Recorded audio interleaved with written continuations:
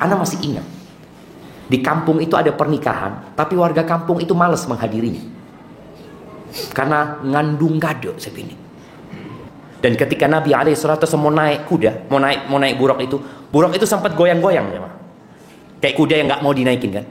Itu Jibril marah sama buruk ini. Isra Nabi nggak langsung ke atas, tapi Nabi menuju seperti ini. Wallahu a'lam bishawab, ini disebutkan oleh para ulama. Tapi yang jelas mi'rajnya pakai apa? Beliau mi'raj. Selamat datang di channel Kalam Syiar FM. Wabarakatuh.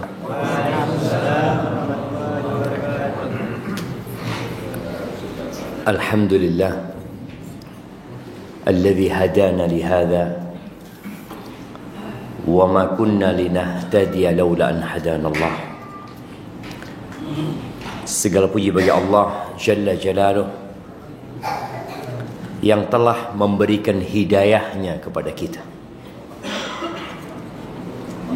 Bicara nikmat kemerdekaan,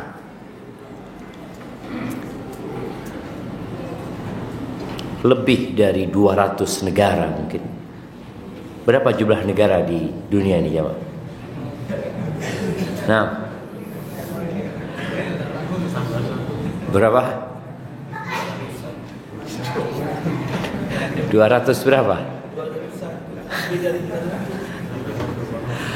Coba kita lihat negara-negara itu dikasih nikmat merdeka,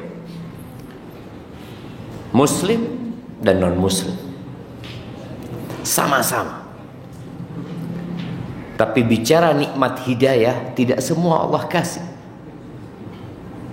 Bahkan di antara 8 miliar manusia. Berapa jumlah penduduk situ Bondo?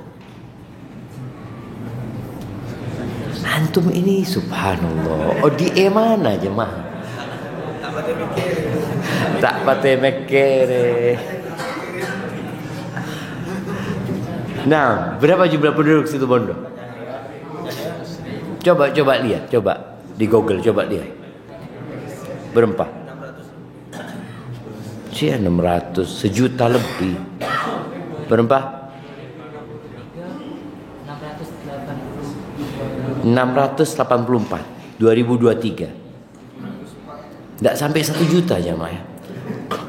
Mungkin nanti kita kirim penduduk Jember ke sini jemaah. Karena Jember ada 2,4 mungkin. Subhanallah ya. Ya, di antara 8 miliar manusia, yang muslim itu kira-kira 2 miliar. Artinya mereka yang mendapatkan hidayah dari Allah untuk memeluk agama Islam. Yang mana kita tahu innad dina 'indallahil Islam. Sesungguhnya agama yang diridhai Allah itu hanya Islam. Itu 2 miliar. Dan di antara 2 miliar itu tidak sedikit yang Islamnya hanya KTP. Istilah Islam KTP itu dulu sering kita dengar jemaah. Tertulis di KTP-nya Islam, tapi di rumah Allah nggak pernah hadir. Salat Jumatan juga enggak. Sampai subhanallah, anak pernah ke Denpasar. Di situ ada masjid yang katanya salat subuhnya seperti salat Jumat ya. Masjid Baitul Ma'mur ya. Anak tanya sama pengurusnya, apa yang menjadi daya tarik masyarakat itu kok mau memakmurkan masjid? Pengurusnya cerita, makan? Bukan makan. Ternyata mereka menyampaikan kepada masyarakat muslim yang gak sholat ke masjid, waktu mati jangan dibawa ke masjid. Iya cuma loh, mereka hidup gak ke masjid, mati suruh ke masjid. Ini Odi tak pernah ke masjid, mumpung mati jangan atraki ke masjid gitu kan. Akhirnya mereka bikin kesepakatan, yang tidak sholat di masjid kalau mati ya sudah disolatkan tapi di rumahnya. Tetap karena sholat jenazah itu kan fardu kifayah, tetap disolatin tapi jangan dibawa ke masjid. Karena ketika dia hidup dia nggak pernah ke masjid. Lalu kenapa setelah dia mati kita paksa jasad yang sudah jadi jenazah itu untuk dibawa ke masjid. Akhirnya kata dia ketakutan mereka, Ustaz. Abejeng ke masjidnya. Subhanallah, subhanallah. Tadi ada orang yang muslim tapi mungkin jauh dari nilai-nilai keislaman. Maka kita bersyukur kepada Allah kita bisa berada di rumah Allah Azza wa Jal. Kalau bukan karena hidayah yang Allah berikan, gak bisa kita sampai ke tempat ini. Gak bisa. Walaupun punya niat. Berapa banyak orang yang niat baik tapi ternyata tidak kesampaian. Maka semoga Allah Azza wa Jal mematikan kita dalam kondisi Islam. Nabi Yusuf setelah beliau berada di posisi yang sangat indah di jabatan duniawi ya, lalu beliau bisa menghadirkan keluarganya, dan apa yang beliau mimpikan menjadi kenyataan. Beliau melihat apa mimpinya Nabi Yusuf? Nak kasih hadiah.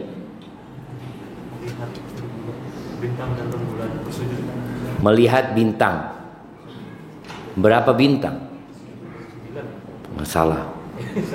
Nah, berempat. Berapa jemaah? Ini berapa? 11. Mak teti sangat ya.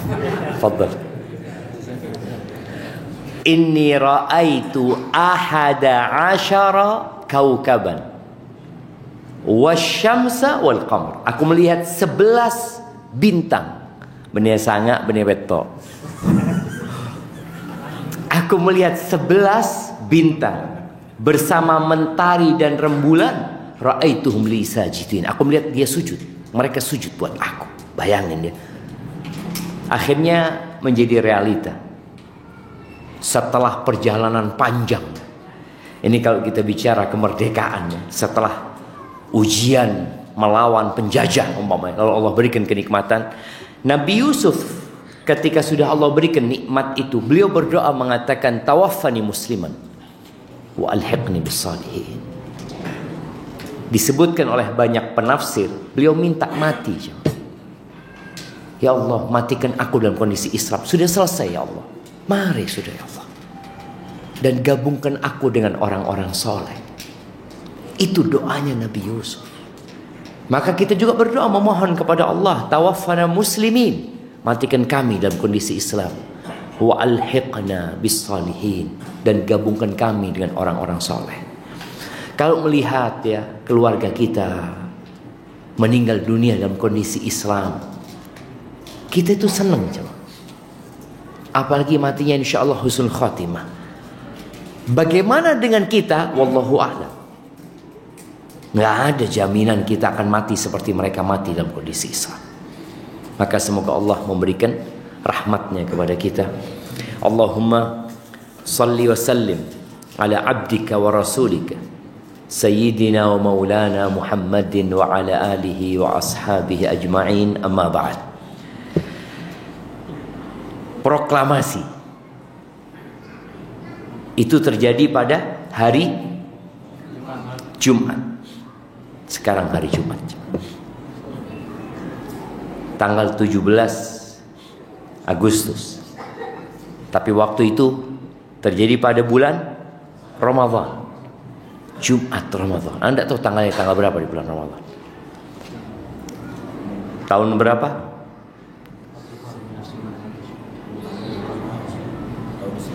Tahun berapa jemaah? Ya 45 lah, beremam. Bingung jangan ngoreng ini.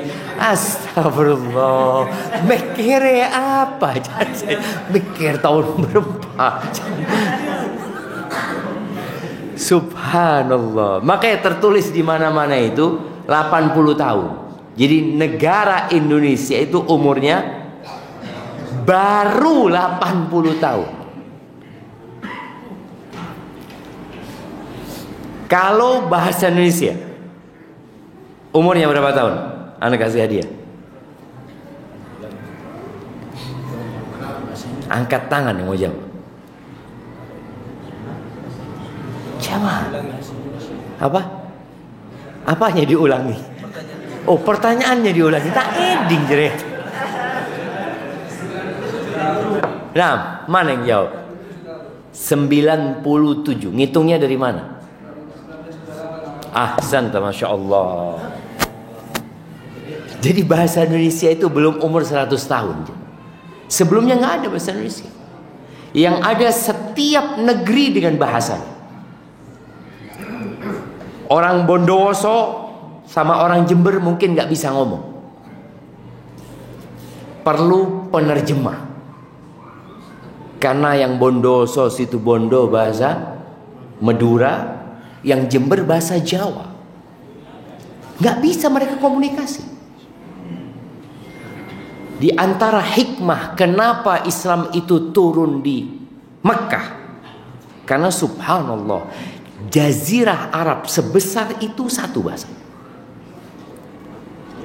Para ulama menyebutkan kalau Islam itu turun di Indonesia, maka Nabi itu butuh penerjemah. Ketika ke Sunda harus bahasa Sunda. Ketika ke Betawi bahasa Betawi. Kemudian ke Madura nyebrang. Kalau nabinya dari Surabaya, antara ke Madura, butuh penerjemah. Dan di Indonesia ini ada banyak bahasa, banyak sekali bahasa. Sampai akhirnya disatukan dengan bahasa Indonesia. Makanya bahasa Indonesia ini termasuk bahasa yang sangat miskin kosakata. Kosakatanya rata-rata kata-kata serapan, jemaah. Makanya di bahasa Indonesia itu nggak ada huruf F dan V. Siapa yang bisa menemukan huruf F dalam bahasa Indonesia asli, bukan dari bahasa serapan? Ini kita berbicara tentang mengisi kemerdekaan. Anak kasih hadiah.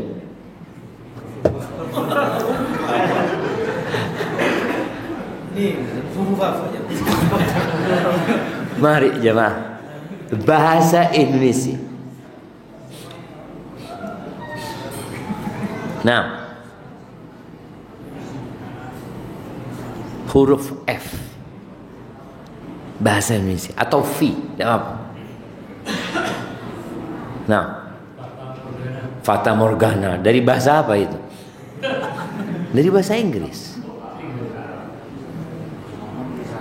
Nah, fakir dari bahasa Arab. Rengku. Apa? Foto. Ada tandi yang tidak punya. Apa? Nah, tengku kan?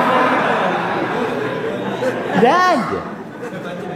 Jadi kalau kita lihat faedah, ya, manfaat, itu bahasa Arab.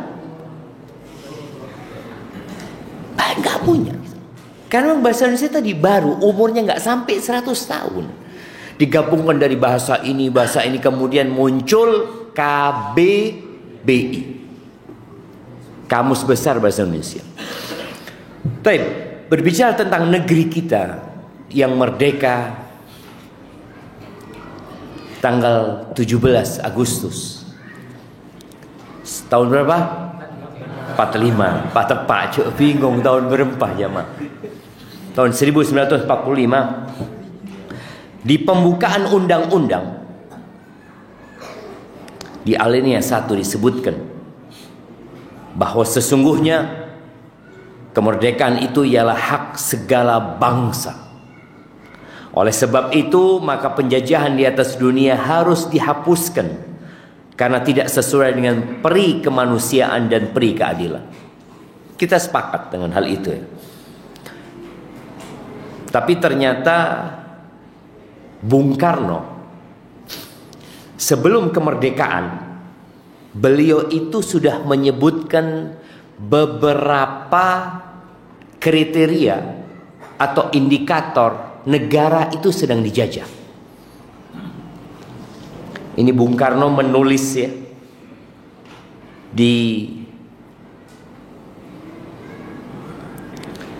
di sebuah koran kalau nggak salah, ya. Iya, surat kabar Suluh Indonesia. Beliau nulis ini tahun 1930. Sebelum merdeka. Beliau ingin menjelaskan bahwa negeri kita sedang dijajah. Apa tanda-tanda? Maka beliau menyebutkan ciri-ciri negara terjajah. Yang pertama, negeri tersebut menjadi penyedia bahan mentah bagi negara-negara industri, negara maju. Negara yang dijajah itu, dia adalah negara yang menyediakan bahan mentah bagi negara-negara industri. Kita seperti itu tidak. Dulu jelas di masa Belanda, kalau kita lihat sungai-sungai atau parit-parit yang ada di situ Bondo ini, siapa yang bikin? Belanda. Iya. Bagaimana hasilnya itu dikirim ke Belanda. Kemarin sempat terjadi keributan di negeri kita tentang bagaimana pengiriman timah, bagaimana pengiriman emas ya. Yang itu dikirim bahan mentahnya sama tanah-tanahnya dikirim. Yang dikelola di tempat negara-negara maju tersebut. Akhirnya Indonesia minta bagaimana itu dikelola di Indonesia. Supaya kita memang nggak terlihat terjajah. Yang namanya coklat. Coklat yang bagus dari mana? Kalau kita makan coklat Swiss ya. Swiss, terus mana? Belanda, Denmark, negara-negara itu. Emangnya di sana tanam coklat? Yang tanam di mana? Indonesia yang tanam. Jember termasuk ini. Ya, ciri-ciri ini coba kita lihat apakah setelah kita merdeka apa yang disebutkan Bung Karno itu ada di negeri kita. Bahwa kita menjadi penyedia bahan mentah untuk negara-negara maju. Mereka maju, mereka punya industri yang besar, kita hanya menyediakan bahan mentah. Nanti dikirim lagi ke Indonesia dengan harga yang selangit. Padahal itu dari negeri kita. Ini menunjukkan kita dijajah. Itu yang pertama. Kata siapa? Bung Karno. Yang kedua, dijadikan sebagai pasar untuk menjual produk-produk hasil industri negara maju tersebut. Jadi kita ini jadi konsumen, tidak menjadi produsen. Kita menjadi penyedia bahan, bukan kita yang memproduksi. Lalu diproduksi oleh negara itu, produknya dijual lagi ke kita. Akhirnya uang mereka itu muter ke mereka lagi, jemaah. Jadi pesen itu kembali ke sana terus. Baik. Yang ketiga. Yang kedua ini ada nggak di negeri kita? Ciri-ciri itu. Ada. Yang ketiga, negeri jajahan dijadikan tempat memutarkan surplus kapital yang didapat dari kegiatan ekonomi mereka demi mendapatkan rente. Apa rente itu? Bunga. Rentenir. Untuk mendapatkan rente berkaitan dengan besarnya suku bunga di negara berkarakter terjajah tersebut. Jadi ketika mereka punya uang lebih, itu dipinjemkan sama negeri-negeri ini ya. Mereka nggak usah kerja tapi dapat bunga. Dan itu yang terjadi dengan banyak negara kita pun. Berapa harus membayar bunga kepada negara-negara maju tersebut? Ini ucapan Bung Karno sebelum merdeka. Karena beliau memperhatikan bagaimana kondisi Indonesia pada saat itu, lalu beliau menyimpulkan 3 ciri ini. Sayangnya setelah kita merdeka, sebagian ciri ini atau bahkan semuanya masih ada di negeri kita. Kita tidak dijajah lagi secara fisik, tapi kita dijajah secara ekonomi, secara politik kadang-kala. Jemaah rahimakumullah, ana tidak hendak membahas itu. Ana menukil ini dari ucapan Ketua DPD RI pada tahun 2013 ya, Bapak Irman Gusman. beliau menyebutkan hal itu. Maka semoga kita bisa menjadi lebih baik. Adapun kita buat rakyat, Allah Azza wa Jalla berfirman di surat Ibrahim ayat 34. Allah mengatakan, wa atakum min kulli ma sa'altumuh wa in ta'uddu ni'matallahi la tuhsuha innal insana la zalumun kafar. Dan Allah Azza wa Jalla memberikan kepada kalian apa aja yang kalian minta. Kalau kalian hendak menghitung nikmat yang Allah berikan, kalian gak bakalan bisa. Sesungguhnya manusia adalah makhluk yang sangat zalim dan sangat kafir. La zalumun kafar. Kita sering lupa dengan nikmat Allah Azza wa Jalla. Orang itu biasanya baru akan merasakan nikmat kalau nikmat itu hilang. Baru berasa. Contoh, kapan kita merasakan nikmat tangan kita nih? Di saat kita sakit, tahu-tahu nggak bisa gerak, kita tahu ya Allah, ternyata nikmat tangan ini. Oksigen nih, kapan kita bisa benar-benar mensyukuri nikmat oksigen? Ingat waktu COVID kemarin, ketika oksigen langka, mau beli gak ada. Bayangin, sampai cerita di rumah sakit itu ya, orang-orang yang sakit tergeletak nunggu oksigen, gak ada oksigennya. Tiap hari kita menghirup oksigen, gak pernah kita, ya Allah, alhamdulillah, ya Allah, nikmat ternyata hamba ya Allah. Tapi ketika dia sakit, dipasang oksigen di mulutnya, ya Allah, ya Allah, baru dia menyebut asma Allah Azza wa Jalla.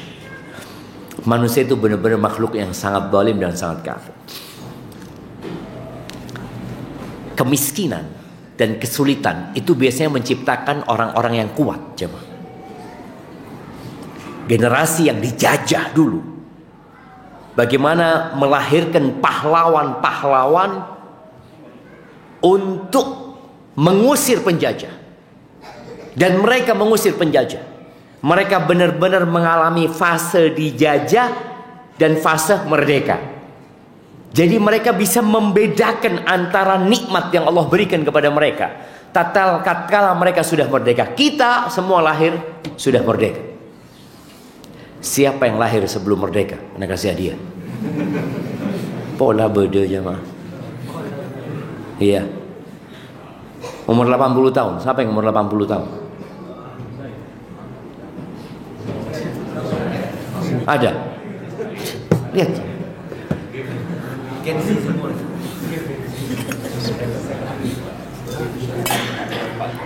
Alhamdulillah. Kita lihat tadi. Kita nggak merasakan fase penjajahan. Kita langsung nikmat, langsung merdeka. Makanya kalau kita lihat kemerdekaan itu atau hari kemerdekaan diisi dengan apa? Dengan hiburan-hiburan sama orang-orang itu. Yang hiburan ini, yang dangdutan, yang sonhorek, yang karnaval ini, macam-macam. Dia pikir dengan cara seperti inilah mengisi kemerdekaan. Ini dilakukan untuk memajukan negeri ini. Coba diadakan penelitian. Apakah manusia-manusia itu setelah merayakan kemerdekaan dengan cara-cara yang mengandung unsur kemaksiatan kepada Allah Azza wa Jalla? Ada mungkin yang enggak, tapi banyak juga yang mengandung unsur kemaksiatan. Apakah setelah itu ekonomi negeri kita semakin meningkat? Apakah kita semakin makmur dan sejahtera? Apakah memang itu yang diharapkan oleh para pahlawan yang berjuang mengusir penjajah? Agar generasi selanjutnya mengisi negeri ini dengan bunga-bunga indah yang memberikan manfaat buat nusa dan bangsa. Atau ternyata ada yang salah? Gara-gara perayaan, waktu sholat pun lewat. Itu terjadi gara-gara harus bersolek ya, karena make upnya mahal, masuk waktu sholat tak sholat juga jamaah. Iya Ustaz, di jamak sholat karena make up jamaah. Maka tadi Allah mengatakan sesungguhnya manusia sangat kafir dan sangat zalim jamaah. Zalim karena dia meletakkan sesuatu tidak di tempatnya. Itu orang zalim. Dia berbuat tapi nggak seharusnya dia lakukan itu. Sedangkan kafir dia tidak mensyukuri nikmat Allah Azza wa Jalla dan merasa bahwasanya kemerdekaan itu diraih dengan perjuangan. Kemerdekaan itu atas rahmat Allah Azza wa Jalla. Ana ingin mengajak antum semua untuk merenungkan sebuah hadis agar kemerdekaan ini tidak Allah ambil lagi. Karena boleh jadi akan turun azab kepada manusia, bukan lewat manusia lain. Yang kita katakan dijajah sama Amerika, enggak, kita enggak dijajah sama Amerika. Belanda sudah enggak, Jepang juga tidak. Walaupun kalau kita lihat jalanan negeri kita yang paling banyak mobilnya siapa? Mobilnya Jepang. Oh, seperti itu. Mereka produksi di sana atau mereka produksi di sini, kemudian dijual di sini, dan mereka menikmatin hasil. Karena sejatinya penjajah itu ingin mengeruk keuntungan dari negeri yang dia jajah. Itu si konsepnya. Hadis ini diriwayatkan Ibnu Majah dari Ibn Abi Malik an abihi an Atha bin Abi Rabah an Abdullah bin Umar, dari Abdullah bin Umar bin Khattab radhiyallahu anhuma. Qala aqbala alaina Rasulullah sallallahu alaihi wasallam faqala. Suatu hari Rasulullah sallallahu alaihi wasallam menghadap kepada kami. Lalu beliau berkata, "Ya ma'syaral muhajirin, khamsun idza tulitum bihinna wa a'udzu billahi an tudrikuhunna." Wahai kaum muhajirin, ada 5 perkara kalau kalian dikasih bala itu maka berat sekali dampak buruk dari bala tersebut. Dan aku berlindung kepada Allah, jangan sampai kalian hidup mendapati 5 perkara ini. Yang pertama, lam tadharil fahishatu fi qaumin qad hatta yu'linu biha illa fasha fihim at-ta'un wal awja' allati lam takun madat fi aslafihim alladhina madaw. Yang pertama, tidaklah al-fahisyah nampak tersebar merajalela di satu kaum, perzinaan, LGBT, apabila itu sudah menyebar di mana-mana sampai-sampai mereka mengumumkannya. Dulu orang zina itu sembunyi-sembunyi. Sekarang sebagian orang berzina di video dan kemudian disebarkan kemana-mana, ditonton oleh orang banyak. Dia umumkan zina, homoseksual dan lain-lainnya. Apa yang Allah akan beri, apa hukuman yang Allah akan berikan kepada mereka? Maka akan tersebar di tempat mereka at-ta'un, wabah penyakit. Dan penyakit-penyakit yang belum pernah ada di generasi yang sebelumnya. Kemarin kita tahu COVID-19 ketika menimpa dunia, karena memang urusan perzinahan ini dunia sudah terang-terangan mengumumkannya. Na'udzubillah min dzalik. Bahkan dianggap wajar. Dulu itu bahasa Maduranya apa? Lambe, jemaah. Waktu anak SD, Ana masih ingat. Di kampung itu ada pernikahan, tapi warga kampung itu malas menghadirinya. Karena ngandung kado, saya pilih. Tahun 98, 89.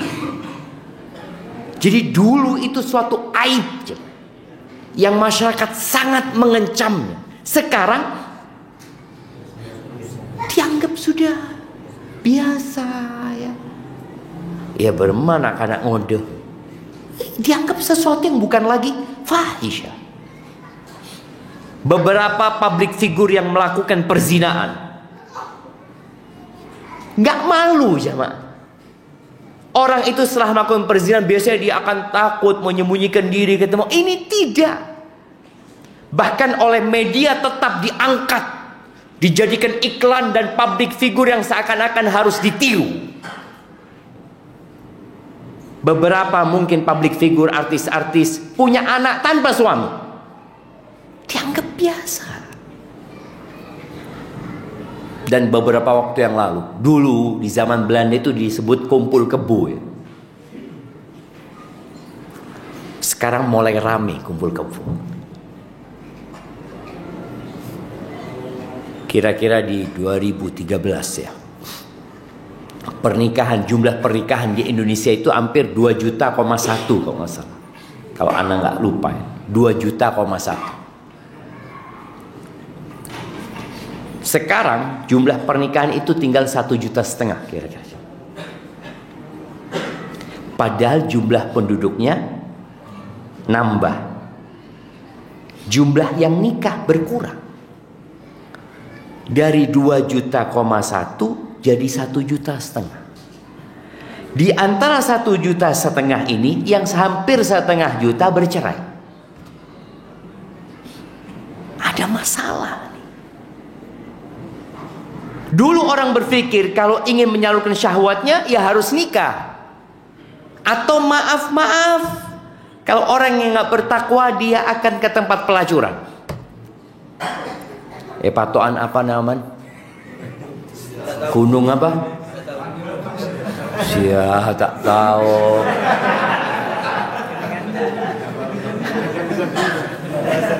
Apa? Gunung apa jemaah? Gunung Sampan. Tapi sudah nggak ada sekarang kan? Tinggal namanya. Kapan terakhir ke sana? Mau tinggal naman ini jangan. Iya jemaah. Sekarang nggak perlu lagi Gunung Sampan, nggak perlu lagi Gunung Berekai atau gunung apa jemaah ya. Gunung macam-macam. Karena sekarang sudah pakai handphone jemaah. Sudah pakai handphone. Itu yang orang-orang yang melacurkan diri. Tapi yang lebih dari itu ada orang yang kumpul satu kos-kosan, kumpul satu rumah, tapi tidak nikah. Bahkan dianggap hal itu percobaan untuk hidup dalam rumah tangga. Apa bahasanya?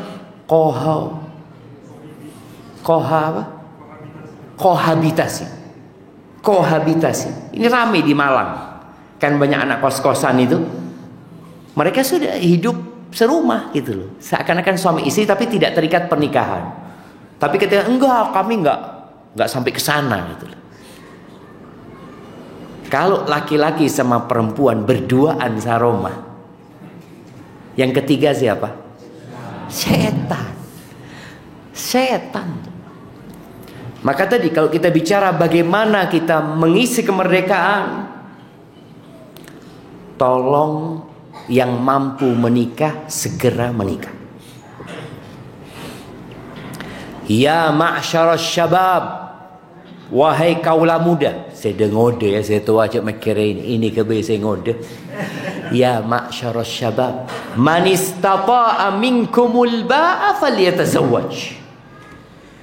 Barang siapa yang memiliki kemampuan membayar maharnya, kemampuan memberikan nafkah kepada istrinya, hendaklah dia menikah. Akabin. Jangan berpikir, saya akan mengejar mimpi saya dulu. Montan di Roma tak kabina saya. Ini salah.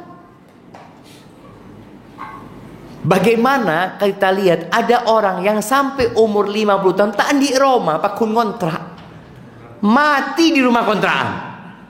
Kalau nunggu di Roma tak bin kabin ini jamaah. Tapi alhamdulillah dia bisa punya anak. Anaknya menikah, anaknya sekolah, tapi tetap di rumah kontrakan. Karena ada yang berpandangan bahwasanya menikah itu harus mapan dulu. Tidak. Menikah itu harus punya kemampuan memberikan nafkah, bayar mahar, dan bicara nafkah sandang pangan papan. Berarti kan harus punya tempat tinggal. Nah, tapi nggak harus milik sendiri. Tapi untuk ke sana perlu pendidikan yang matang untuk menikah. Karena terus terang, kenapa aturan pemerintah itu berubah-berubah? Dulu aturannya umur 17 tahun nikah. Terus sekarang jadi umur 19 tahun sekarang. 19 tahun. Apa mau jadi 21? Benar. Wallahu a'lam. Memang mungkin bisa jadi berubah. Akan berubah terus. Kenapa? Karena mereka melihat nih anak-anak tidak dewasa-dewasa. Dulu lulus SMP, lulus SD bisa kabin ya, Pak. Bisa alakoh. Betul. Sekarang lulus kuliah belum tentu siap menikah, tapi berzina sudah. Tahun 2013, ana masih ingat pulang dari Medina, abah ana itu ngomong, Indonesia ini maju selangkah sekarang. 2013. Ana tanya kenapa, Pak? Kejadian kalau nggak salah di Gresik atau di mana? Anak SMP jadi mucikari, bukan jadi pelacur. Dia jadi mucikari, acuil cakan jana saya cuy. Kepada lelaki hidung belang. Itu anak SMP 2013 yang lalu. Sudah 12 tahun yang lalu. Jadi kalau bicara siap menikah, fisiknya siap menikah, maka kemudian terjadi perzinahan. 2-3 tahun yang lalu atau 1 tahun yang lalu mungkin ingat anak SD dan SMP yang sudah memperkosa. Anak SMP, anak 4 atau berapa sama SD, 3-nya anak SD kalau nggak salah, itu memperkosa. Mereka secara syahwatnya diberi tontonan-tontonan yang membuat syahwat itu mendidik di dalam dirinya. Tapi ketika mau nikah jangan dulu. Kita siap situ. Loh, kalau belum siap dipersiapkan. Karena Allah sudah menyebutkan dalam Al-Quran, Zuyyina linnas hubbus syahawat. Ditanamkan di dalam diri manusia kecintaan kepada syahwat. Itu sudah ada. Minan nisa wal banin ya. Jadi tadi kalau bicara apa yang harus dilakukan, ya sudah persiapkan anak ini untuk menikah. Karena dia punya syahwat. Kalau tidak disalurkan ke yang halal, disalurkan ke yang haram. Mau tidak mau jemaah. Sedangkan tatkala ditunda, akhirnya dia salurkan ke yang haram. Nikah pun kadangkala, aduh gak terlalu penting menikah. Nikah itu merepotkan. Apalagi punya anak.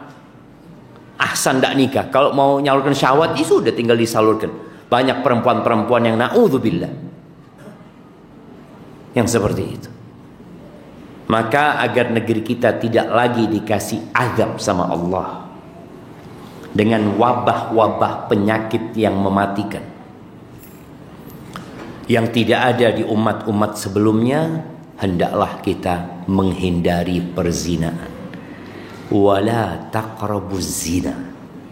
Allah mengatakan jangan mendekati zina. Dulu orang itu kalau mau nonton film itu harus ke bioskop. Setelah itu video di rumahnya. Setelah itu VCD, DVD. Kemudian sekarang handphone sudah, nggak perlu kemana-mana. Itu yang pertama. Yang kedua,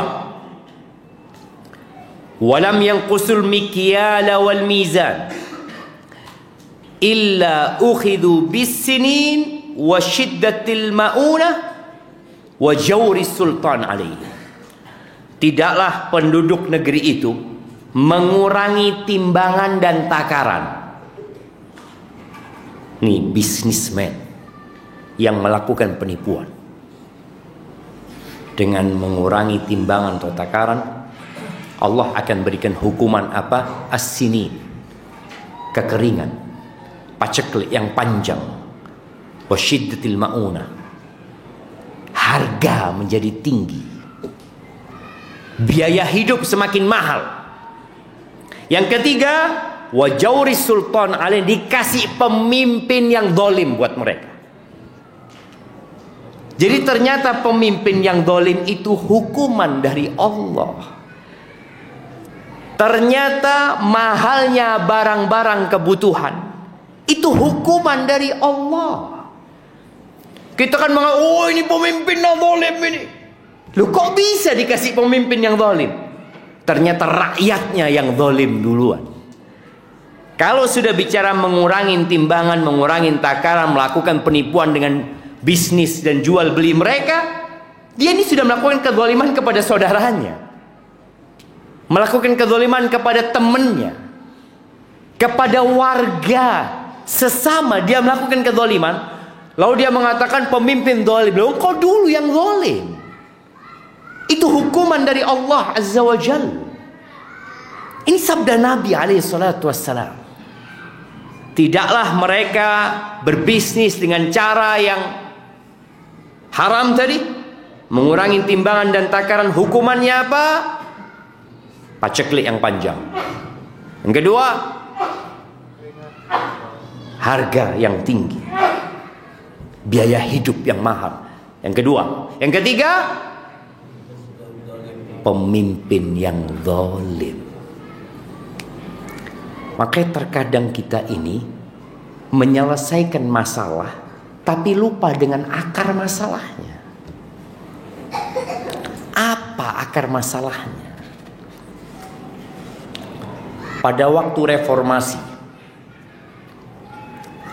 di mana masyarakat berpikir bahwa masalahnya ini adalah Soeharto. Kalau Soeharto turun, selesai masalah. Oke, Pak Harto turun, selesai. Sampai beberapa stiker ya, atau flyer Pak Harto ya, yang mengatakan seenakan zamanku kan. Iya, sampai seperti itu. Karena kita berpikir masalahnya di sana, enggak. Maka baca kitabullah, baca hadis Nabi sallallahu alaihi wasallam, supaya kita tahu akar masalahnya di mana. Kenapa harga semakin tinggi? Kenapa kok sekarang ini kalau dilihat tidak jelas musim itu jam. Musim hujan nggak turun hujan, musim kering turun hujan. Dikatakan kemarau basah. Loh, gimana sih? Kemarau itu kering, ya itu beremang. Hukuman dari Allah. Yang punya bumi ini Allah. Allah itu maha kuasa atas segala sesuatu. Jadi ketika ingin mengisi kemerdekaan, benar-benar ingin merdeka, tolong jangan menzalimin orang lain. Isi kemerdekaan itu dengan kita saling mengasihi dan mencintai. Dan di antara hak saudara sesama muslim itu, idastan sohaka fansohu. Kalau dia minta nasihat, kasih nasihat. Kadangkala ada orang mau beli barang sama kita. Kita tahu nih orang nggak tahu barang. Apa yang kita lakukan? Bagus barang ini. Sasi tu bondo tak nemu. Padahal setelah dibawa pulang mengecewakan. Baik, yang ketiga, walam yamna'u zakata amwalihim illa muni'ul qatra minas sama walaula al-bahaim lam yumtaru. Tidaklah orang-orang di negeri itu menghalangi penunaian zakat harta mereka. Mereka tidak mengeluarkan zakat harta mereka. Karena banyak orang nggak tahu cara mengeluarkan zakat. Dia pikir, terus terang anak punya keluarga dulu juga berpikir zakat itu ya zakat fitrah itu ya. Yang dikeluarkan pada waktu Ramadan mau Idul Fitri. Itu sudah. Adapun zakat mal, zakat pertanian, orang-orang enggak. Apa hukuman yang Allah akan berikan kepada mereka? Maka Allah akan tahan air hujan dari langit. Kalau bukan karena binatang ternak, mereka tidak akan dikasih hujan sama Allah. Jadi kadang-kala hujan yang ada itu karena Allah kesian sama binatang-binatang, bukan sama kita. Maka tolong isi kemerdekaan dengan menunaikan zakat. Belajar mana yang harus dikeluarkan zakatnya dan mana yang tidak harus dikeluarkan zakatnya.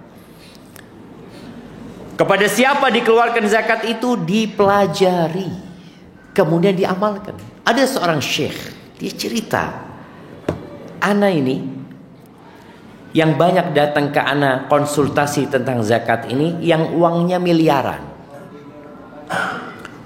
2 miliar, 3 miliar. Tapi yang uangnya triliunan gak pernah konsultasi zakat. Karena kadangkala orang yang triliunan merasa sudah selesai zakat. Oh banyak saya berbagi, sekali saya kasih 20 miliar. Berapa duitnya Bapak? 100 triliun. Duh, 1 triliun itu zakatnya berapa? 25 miliar. Siap antum mengeluarkan 25 miliar zakat ya mah. Banyak ini 25 miliar. Kita kalau uangnya 200 juta, zakatnya 5 juta, masih aman. Uang kita 2 miliar, zakatnya 50 juta. Uang kita 1 triliun, zakatnya 25 miliar. Siap mengeluarkan uang segitu antum?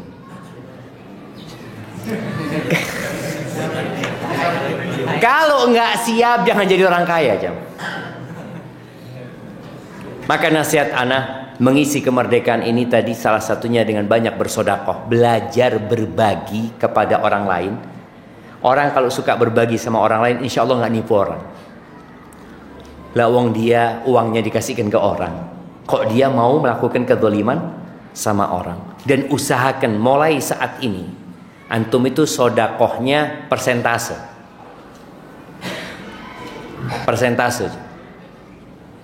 Umpamanya anak pokoknya mau sodakoh kalau punya rezeki 5% lah, bukan zakat ya. Kalau zakat kan haul ya, kemudian sampai nisab. Kalau uang anak cuma 10 juta Ustaz, ya nggak wajib zakat. Uang anak 100 juta wajib zakat. Jemaah,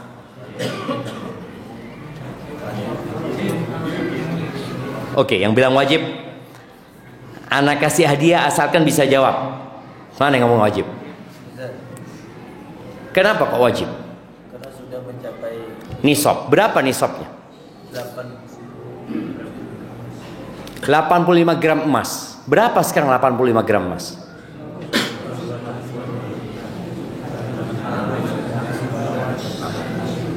Berapa sekarang? 1 gram sekarang 1,7, 1,8. Kalau 100 juta 170 juta. Kalau 100 gram 170 juta. Belum kan? Makanya kasih siwak aja.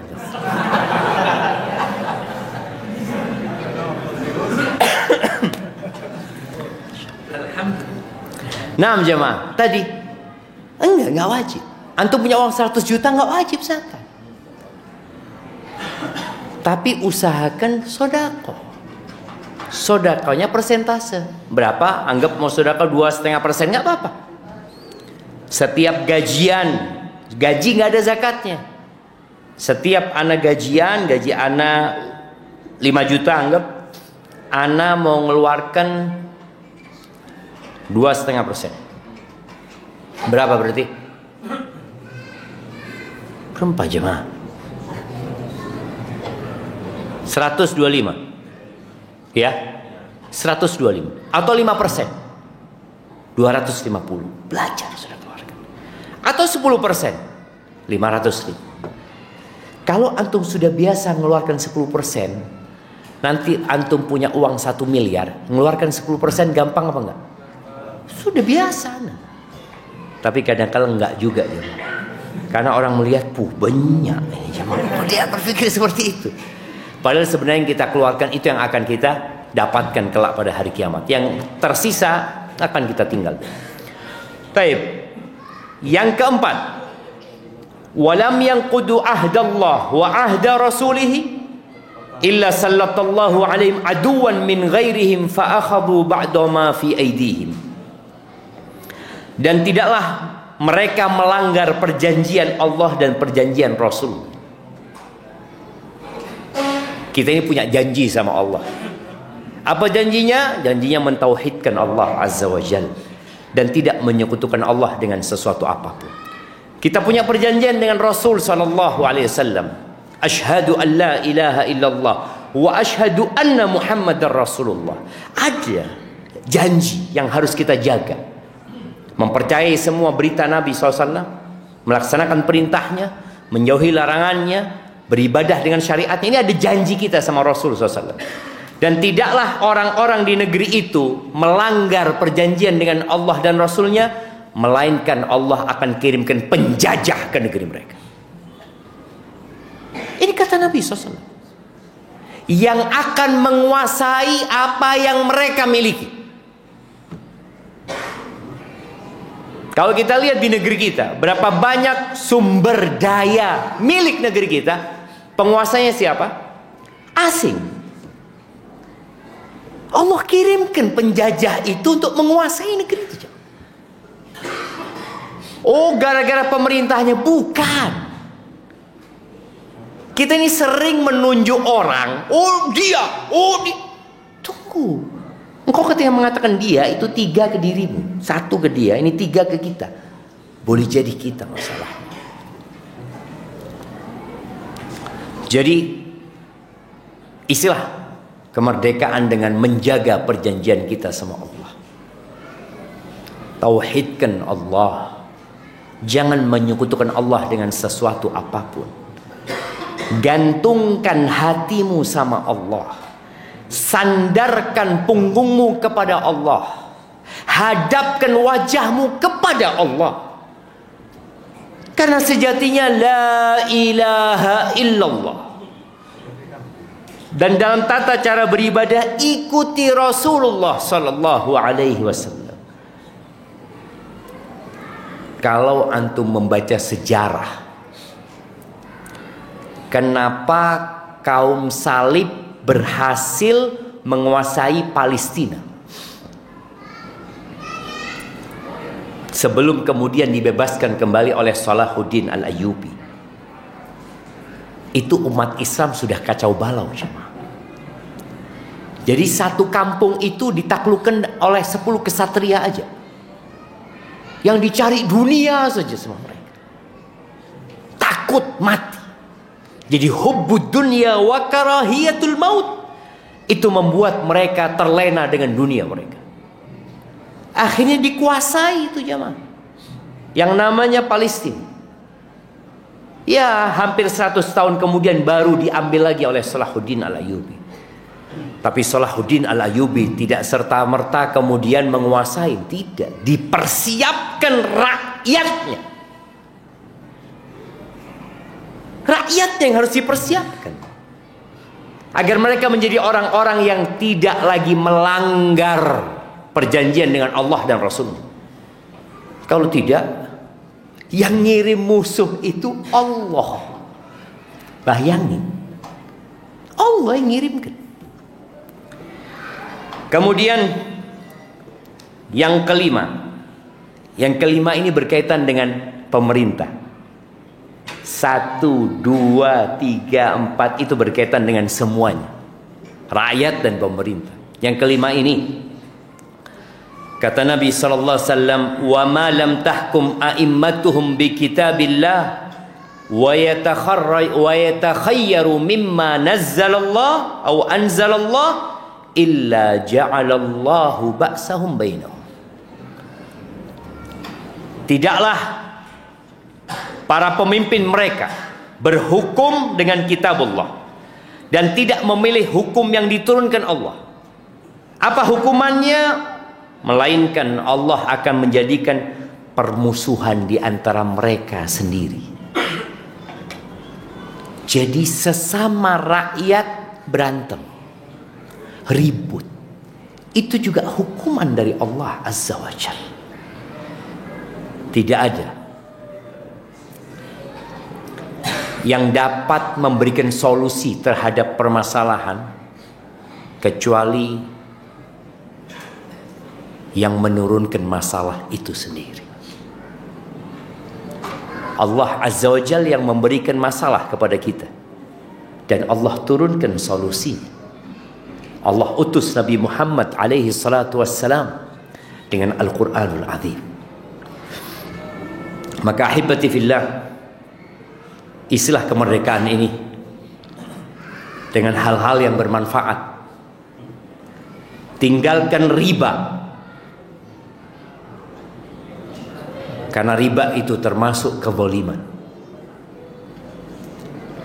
Dan riba itu kata Allah di surat Al-Baqarah ayat 278-279. Kalau tadi di 5 perkara itu ada yang berkaitan dengan mengurangi timbangan saja. Mengurangi timbangan saja Allah sudah berikan hukuman kepada mereka. Bagaimana dengan yang menzalimin saudaranya dengan melakukan riba? Kata Allah, ya ayyuhalladzina amanu taqullaha wa dharu ma baqiya minar riba in kuntum mu'minin. Wahai orang-orang beriman, bertakwalah kepada Allah dan tinggalkan sisa-sisa riba. Kalau kalian beriman. Fa in lam taf'alu fa'dhanu biharbin minallahi wa rasulih. Kalau kalian tidak melakukan itu, maka diumumkan perang. Dengan siapa? Perang dengan Allah dan Rasulnya. Maka hati-hati. Kemudian yang lagi rame di negeri kita, judol dan pinjol. Judol dan pinjol. Dulu kalau mau main judi di mana jemaah? Di mana orang mau main judi? Ini sini Pak Atoan Lambe mana? Mana? GS Gunung Sampang itu. Wah, tengkum. Ada yang judi sabung ayam. Biasanya di mana? Kuburan. Tek-ngetek mereka takut. Jadi dulu orang mau main judi itu malu karena kelihatan sama orang lain. Akhirnya perjudian itu tidak terlalu merajalela. Sekarang judi itu di HP. Nggak perlu dia keluar rumahnya. Nggak perlu ditanya-tanya sama istrinya. Dia di kamarnya bisa main judi. Dan didukung judi ini oleh kekuatan-kekuatan besar. Yang Polri katanya menutup, buka lagi, menutup, buka lagi. Terus seperti itu. Dan sebagian rakyat Indonesia berpikir judi itu bisa membuat orang kaya. Di mana ada orang kaya karena judi? Ada Ustaz, bandarnya. Memang bandar itu ketika melakukan bisnis itu, dia memikirkan itu. Sedangkan antum ketika main judi, antum tahu, yang main 9 orang, yang menang 1. Jadi kesempatan menangnya berapa persen? 10%. 90%-nya kalah antum. Iya, pola saya 10%. Pola saya 10%. Bayangkan akal sehatnya tidak dipakai, ya, Mak. Orang itu ketika bisnis dia akan ngitung kira-kira potensi keuntungan Anda berapa persen? Dikatakan 10%. Oh, enggak, tak enggak saya. Orang kalau bisnis akan mikir. Tapi karena judi, enggak. Berapa banyak orang-orang yang akhirnya gajinya habis dengan judi online. Yang itu akan berdampak kepada pekerjaannya. Setelah judi online kalah, datang kancana judi online. Nyaman pinjol. Bah, situ mon butuh fulus. Beda. Betul jamaah. Ini akhirnya jalan bersama. Banyak orang-orang terlilit pinjol gara-gara judi online. Na'udzubillah min dzalik. Maka tadi pinjolnya riba, mengumumkan perang sama Allah Azza wa Jal. Judulnya juga perbuatan dosa besar.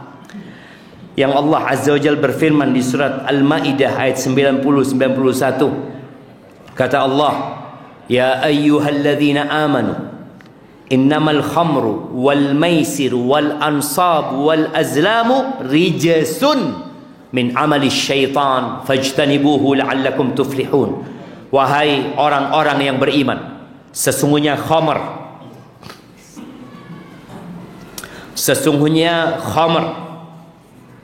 judi, khamr kancan judi.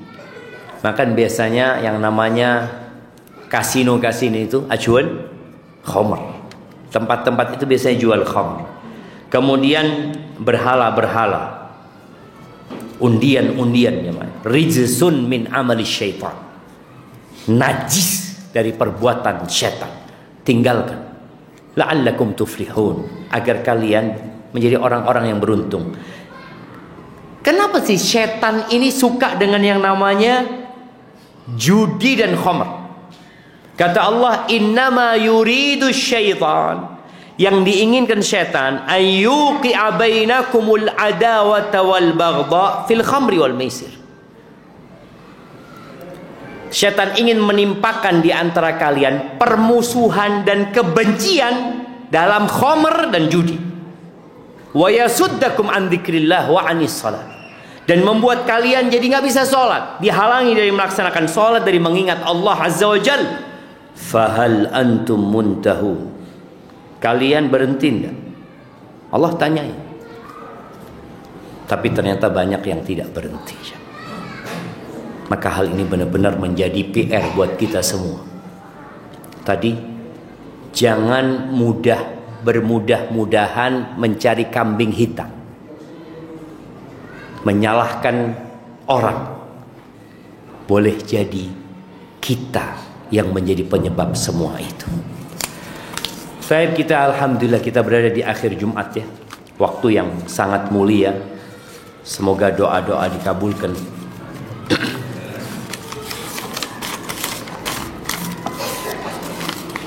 Ini pertanyaan emak-emak. Iya, oh, bapak-bapak sudah pintar semua.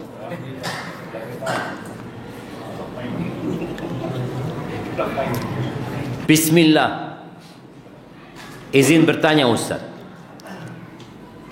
apakah salah seorang istri yang mengingatkan suaminya untuk tidak mengikuti lomba Agustusan di kantornya yang di situ terdapat campur baur dan tampaknya aurat laki-laki dan perempuan? Mohon nasihatnya untuk kami. Jazakumullah khair. Itu tadi jamaah. Ketika kita mengisi kemerdekaan dengan sesuatu yang dimurkai oleh Allah Azza wa Jalla, maka yang ada azab dari Allah. Bukan kemajuan buat negeri kita, bukan kesejahteraan untuk rakyatnya. Maka tatkala orang hendak melakukan sebuah hiburan, maka lihat apakah hiburan ini, apakah acara ini termasuk acara yang diridhai Allah Azza wa Jalla, mubah, atau enggak. Di situ ada banyak dosa. Dulu Sonhorek, sekarang Sonhorek lagi rame kan, lagi rame, bahkan ada fatwa yang mengharamkannya. Kalau mungkin orang-orang yang faham dengan fatwa ulama-ulama terdahulu tentang musik, selesai urusannya. Sekarang ribut karena mengganggu. Kalau nggak mengganggu nggak apa-apa buat mereka. Tapi kalau kita menilik, jumhur ulama berpendapat haram gitu. Selesai urusannya. Apalagi bercampur laki perempuan, Apalagi di situ ada joget-jogetan tadi. Ada berbagai macam kemaksiatan. Maka kalau istri mengingatkan, seharusnya dia ingatkan suaminya. Kadang kala laki-laki ini seneng kalau campur baur ya. Sampai ada cerita jamaah haji Indonesia, Jamaah haji Indonesia ini naik pesawat, pertama kali naik pesawat, jemaah. Kan pramugarinya ya tinratin lah, jemaah. Kan memang dipilih yang seperti itu mereka. Ini jemaah haji Indonesia, tanangnya pak keluar dari korsina, jemaah. Wah, mari, maknanya nyeting ya. Mari ketika lewat itu biar nyentuh itu, jemaah. Ada keinginan laki-laki untuk itu. Maka tolong bertakwalah kepada Allah Azza wa Jalla. Bagaimana cara bayar hutang pinjol ilegal? Yang sengaja saya tidak bayar karena saya tahu itu pinjol ilegal. Apa bisa saya membayarnya dengan cara lain? Jamaah, utang adalah utang, tetap harus dibayar. Yang nggak harus dibayar itu adalah bunganya. Itu nggak harus dibayar. Artinya kalau kita bisa tidak membayarnya, ya nggak usah dibayar. Tapi kan kadang-kadang nggak bisa, kita akan dituntut gara-gara bunganya. Berapa banyak rumah yang disita bukan karena utangnya, tapi karena bunganya. Itu kezaliman yang dilakukan oleh manusia. Maka kalau bicara dia pinjam ilegal lalu ditutup, mungkin gini yang dia tanyakan. Iya, jadi pinjam di pinjol ilegal terus aplikasinya ini ditutup. Kan ada yang ditutup memang kan. Akhirnya dia kan nggak bisa bayar. Bagaimana cara melunasi utangnya? Faham apa enggak? Anak nggak faham juga kan zaman. Jadi dia ini pinjam di aplikasi ilegal, kemudian aplikasinya tutup, lalu bagaimana cara dia membayarnya? Kalau buka ya dia bayar, selesai gitu kan. Tapi kalau ternyata sudah tutup, apa yang harus kita lakukan? Kalau bisa dicari pemiliknya, dicari pemiliknya. Kita bayar pokoknya saja. Kalau ternyata udah nggak ditemukan, Ustaz, karena mereka memang ya menggunakan nama-nama samaran ya, maka nggak bisa. Ya sudah, sodakohkan atas nama pemilik uang itu, disodakohkan. Setelah disodakohkan, kalau suatu hari ternyata dia datang ke rumah antum, assalamualaikum, ajunan di otang saya. Bejar boleh aja. Loh iya aja mah. Iya. Jadi yang haram tetap haram tadi bunganya, kita yang bayar adalah pokoknya. Pokoknya yang dibayar.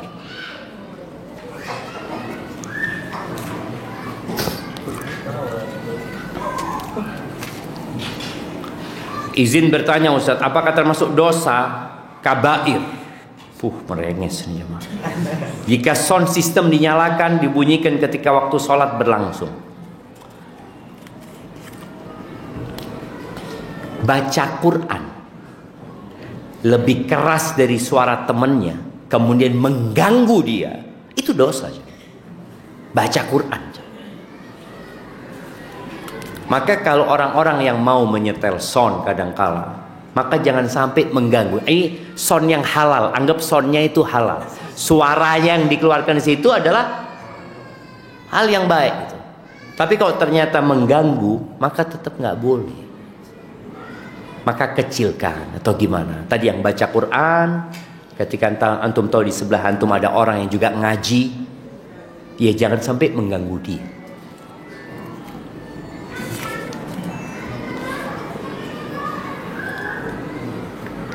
Bagaimana hukumnya mendapatkan warisan atau hibah dari nenek kami yang didapatkan dari hasil riba? Karena kami baru tahu info tersebut dari keluarga. Mohon pencerahannya. Ahibati fillah, perubahan transaksi itu merubah hukum. Contohnya, orang mendapatkan harta dari judi, menang judi dia. Haram tidak hasilnya buat dia? Buat dia haram. Lalu dia datang beli gorengan sama antum, beli gorengan. Kita tahu orang ini mari menang judi. Tereman tidak pesen jamaah. Remah ya. Tidak apa-apa. Buat dia haram. Buat dia haram. Tapi kalau kalau uangnya itu hasil curian, tetap haram. Karena uang itu milik orang lain. Berbeda tadi. Kalau ini dia dapat sepeda motor kemudian dia jual ke kita. Kan ada yang namanya penadah kan? Kita tahu, enggak, saya tidak beli dari yang nyuri Ustaz, dari penadahnya Ustaz. Kan sudah tangan kedua Ustaz. Pak Kuni barang-barang curian. Endina orang ini. Tak bisa jamaah. Nggak bisa. Riba juga seperti itu. Artinya orang itu dapat riba gitu ya. Dari riba, kemudian dia hibahkan. Walaupun termasuk lebih baik kita menolaknya. Tapi kalau kita terima, semoga nggak ada masalah. Tapi kalau kita menolak, dalam rangka memberikan pelajaran kepada orang-orang itu lebih utama.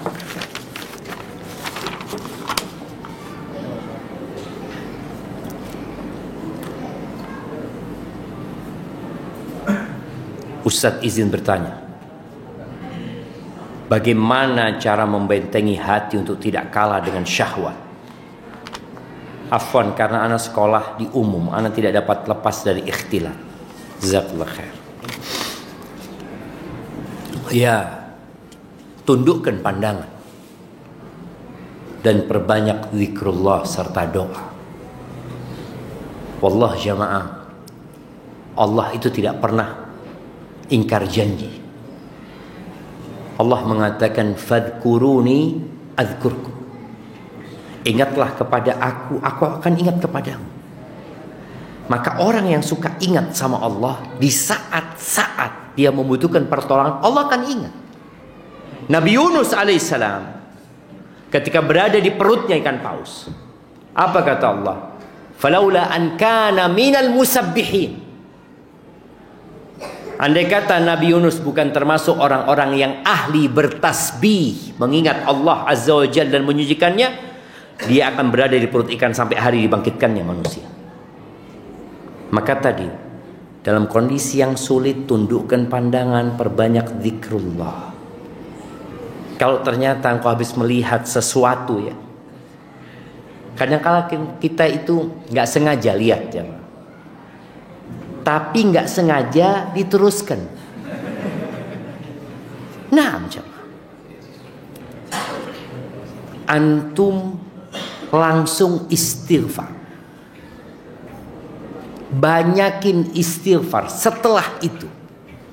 Karena kata Nabi SAW, wa'ad bi'is sayyi'atal hasan, ikutin perbuatan dosa dengan kebaikan, tamhuha, maka kebaikan itu akan menghapuskannya. Karena dosa itu akan menyisakan noda hitam di hati. Gara-gara ngeliat, jadi ada noda, ada nokta hitam di hati kita. Bagaimana cara menghapuskannya? Beristighfar, bertobat kepada Allah Azza wa Jalla. Pokoknya setiap kali habis melihat sesuatu, jangan dibiarkan jadi penyakit. Karena kalau kita nggak langsung istighfar, nanti kita akan kepikiran. Kayak umpamanya kita ngelihat ada perempuan lewat depan rumah, dan subhanallah, fitnah di luar rumah dan di dalam rumah lebih besar mana sekarang jemaah? Di dalam rumah. Dengan adanya handphone ini, fitnah di dalam rumah ketika antum sendirian di dalam kamar nggak ada yang ngelihat, lebih dahsyat daripada keluar. Itu yang terjadi. Maka tadi supaya kita setelah melihat umpamanya lalu kita kepikiran sudah duduk taruh istighfar sampai tenang. Baik. Dan kalau antum bisa puasa, perbanyak puasa sunnah, karena puasa itu juga dapat menundukkan syahwat kita.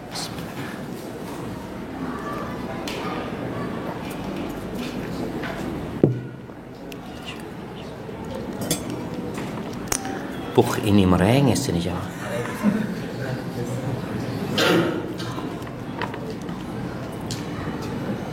Oh, ini pertanyaannya memang sudah dicetak sama dia jemaah. Dan dikosongin nama ustadznya. Tinggal ustadz siapa beri nama.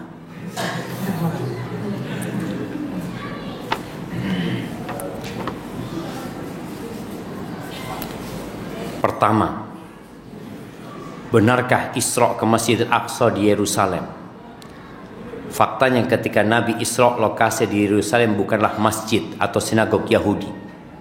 Saat itu di sana hanyalah merupakan puing-puing bekas reruntuhan patung dewa Jupiter Yunani yang dihancurkan oleh Persia, yang kemudian ketika dikuasai Kristen Romawi dijadikan tempat pembuangan sampah dan kain kotoran haid. Nah, kadangkala orang itu membaca sejarah dari penulis yang mungkin kurang objektif atau sumbernya nggak valid. Umat Islam menaklukkan Masjidil Aqsa itu tahun berapa? Yerusalem. Tahun 38. Enggak. 638. Masehi. Hijriyah pertanyaannya. Hijriyah. Jadi kita mau bicara tentang Nabi Muhammad SAW. Kapan Isra Mi'raj? Kapan ditaklukkannya Masjidil Aqsa? Hijriyah. Hari jamaah. Tahun berapa? 8. Itu Fathu Makkah. Tahun 16 ya. 15-16. Kasihkan hadiah kepada kita. InsyaAllah. Iya. Tahun 15 atau 16 kira-kira. Umar menerima kunci Masjidil Aqsa. Dan Masjidil Aqsa pada saat itu dipegang oleh siapa? Oleh Romawi, Nasrani pada waktu mereka. Maka cuma memang yang dikatakan benar di sini bahwa ketika itu dikuasain Kristen Romawi, dikuasai oleh orang-orang Nasoro yang menguasai Masjidil Aqsa. Umat Islam menerima kunci itu dari pendeta-pendeta Nasoro. Betul. Dan itu Masjidil Aqsa tetap dari zamannya Nabi siapa? Nabi Sulaiman. Itu tetap Masjidil Aqsa. Dan disebutkan yang membangun Masjidil Aqsa itu bahwasanya Nabi Yakub alaihissalam. Ada beberapa riwayat, tapi yang jelas itu tetap lokasi itu Masjidil Aqsa. Sebagaimana Masjidil Haram pada waktu itu ada 360 berhala, tapi tetap namanya Masjidil Haram. Maka Allah katakan subhanalladzi asra bi 'abdihi minal Masjidil Haram ilal Masjidil Aqsa. Ada berapa berhala di Masjidil Haram? 360 berhala. Jadi kalau sejarahnya memang di sana ada patung-patung, mungkin ada patung-patung. Karena orang-orang sudah melakukan kesyirikan. Tapi tempat itu namanya tetap Masjidil Aqsa. Masjidil Haram, Nabi sholat di depannya ada 360 berhala. Sholat di mana? Di Masjidil Haram. Tetap disebut Masjidil Haram. Iya, mungkin itu intinya. Kedua, benarkah Nabi Mi'raj ke Sidratul Muntaha dengan menembus luasnya galaksi di alam semesta yang mana jaraknya miliaran tahun cahaya? Adakah makhluk yang mampu menembus luasnya alam semesta yang jaraknya miliaran tahun cahaya? Ya Allah. Malaikat Jibril benar datang. So iya jemaah. Makanya ketika Abu Jahal datang ke Nabi SAW. Nabi disebutkan lagi duduk termenung. Lalu datengin sama Abu Jahal. Kenapa engkau Muhammad? Katanya. Aku baru saja pulang dari Masjidil Aqsa. Kata Abu Jahal, engkau berangkat ke Urushalim, Masjidil Aqsa sana, kemudian paginya sudah di sini? Iya, kata dia. Kalau aku kumpulkan orang-orang itu, engkau akan sampaikan ini. Iya, kata Nabi Muhammad SAW. Abu Jahal teti panitia kajian. Kumpul lagi orang-orang. Abu Jahal, yuk sini ke pinggir ngaki. Dia ingin menyampaikan kepada orang bahwa Nabi Muhammad SAW berbohong, membuat. Abu Jahal merasa punya bahan nih untuk membuat orang-orang meninggalkan Islam. Akhirnya datang sama Abu Jahal, mari, fadhal. Ingat membuat mic, paling ngomong lagi, ngakui mic pada waktu itu. Datang orang-orang, Nabi menyampaikan. Itu ada orang yang megang kepala, ya. Merasa mustahil gitu loh. Kita itu ke sana 1 bulan naik onta. Pulang sebulan, 2 bulan. Ini cuma semalam sudah depak ke Mekah. Tapi ada orang yang tahu bahwa Nabi Muhammad SAW Al-Amin, gak pernah bohong. Maka ada yang menanyakan, bagaimana Masjidil Aqsa? Maka dikasih tahu bentuknya kayak gini. Disebutkan bahwa Nabi SAW agak lupa dengan beberapa yang beliau lihat. Itu Masjidil Aqsa diangkat sama Allah Azza wa Jalla. Nabi melihat.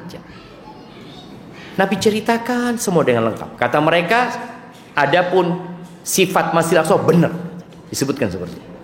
Cuma mereka masih bingung gimana kok bisa semalam sudah nyampe. Tadi ada orang yang percaya, ada orang yang nggak percaya. Akhirnya Abu Jahal entar ke Abu Bakar. Tidak tahu manggil dengan apa, ya Abu Bakar Siddiq, ya Abu Bakar ya. Situ tahu apa aja. Beda berita nih. Sahibmu. Usriya bihi. Dia semalaman baru datang dari Masjidil Aqsa dan pagi sudah ada di sini. Percaya situ. In qala dzalika faqad sadaq. Kalau benar dia ngomong itu benar, aku percaya. Kata Abu Jahal, meker Abu Jahal. Bakar, ngakui akal gitu loh. Beremas itu jangan. Percaya jangan dia. Kata Abu Bakar, aku percaya dengan yang lebih jauh dari itu. Aku percaya dengan berita langit yang datangnya pagi dan sore. Apalagi cuma ke Masjidil Aqsa tadi. Berita dari langit datang ke bawah. Aku percaya. Sejak saat itu disebut Abu Bakar As-Siddiq. Tadi anak kalau suruh baca ini kayaknya terlalu panjang, tapi intinya innallaha ala kulli syai'in qadir. Nggak perlu antum bicara tentang Isra Mi'raj. Oh sekarang kan mungkin naik pesawat kan. Lambat tak naik pesawat Nabi Muhammad SAW. Naik buruk. Anak mau kasih hadiah. Buruk itu kayak apa?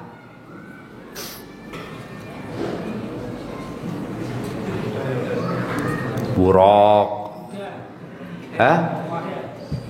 Kuda.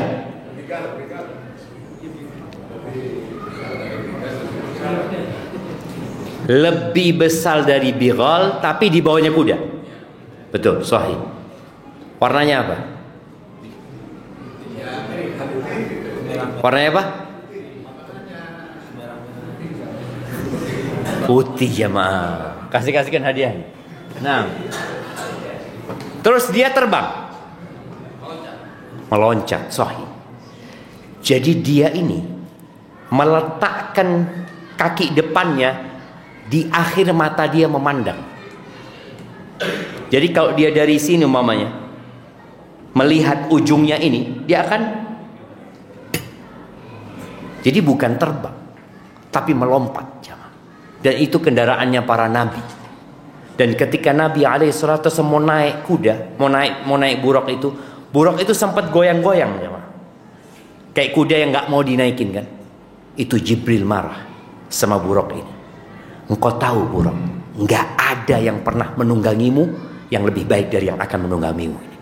Langsung buruk itu diam dan berkeringat ketika dinaiki Nabi SAW. Itu buruk. Adapun mi'rajnya tidak disebutkan pakai apa. Yang jelas mi'rajnya itu wallahu alam ya. Banyak para ulama menjelaskan tengah-tengah bumi itu adalah Ka'bah. Jadi Ka'bah itu bersambung langsung dengan Baitul Ma'mur. Tapi ketika Nabi Isra, Nabi nggak langsung ke atas, tapi Nabi menuju seperti ini. Wallahu a'lam bishawab, ini disebutkan oleh para ulama. Tapi yang jelas mi'rajnya pakai apa? Beliau mi'raj berangkat dengan Jibril ke atas sana. Dan Jibril biasa naik turun dari langit. Kalau ngakui lift, paling ngakui lift setelah masa lift ya apa jemaah. Jadi wallahu a'lam, tapi yang jelas innallaha ala kulli syai'in qadir. Itulah jemaah yang bisa Anda sampaikan pada kesempatan kali ini. Masih ada waktu untuk berdoa ya, memohon kepada Allah Azza wa Jalla. Manfaatkan waktu yang ada untuk meminta kebaikan dunia dan akhirat. Apabila yang Anda sampaikan benar itu dari Allah Azza wa Jalla, kalau ada yang salah itu dari diri Anda pribadi, Allah dan Rasul yang terbebaskan dari kesalahan itu. Jazakumullah khairan. Subhanakallahumma wa bihamdika asyhadu an la ilaha illa anta astaghfiruka wa atubu ilaik. Wassalamualaikum warahmatullahi wabarakatuh.